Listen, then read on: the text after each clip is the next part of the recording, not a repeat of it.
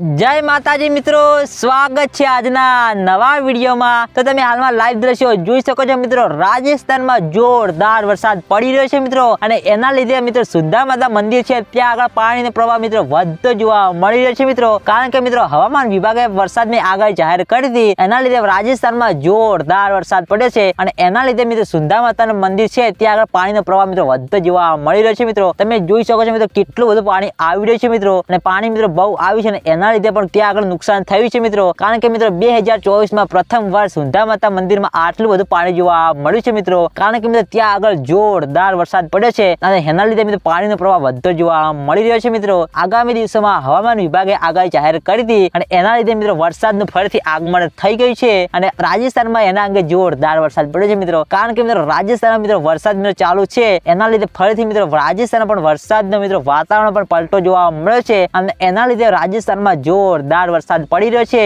एने सुंधाजी में मित्रों केटलो बधो वरसाद पड्यो छे त्यारे केटલું બધું પાણી આવી રહ્યું છે मित्रों, અને આ પાણીના લીધે मित्रों ઘણું બધું નુકસાન થતું જોવા મળ્યું છે। અને આજના વિડિયોમાં આટલું હતું। વિડિયો પસંદ આવ્યો હોય તો વિડિયોને લાઈક કરી દેજો, કોમેન્ટ કરી દેજો અને ચેનલને સબસ્ક્રાઇબ પણ કરી દેજો। તો મિત્રો જય માતાજી।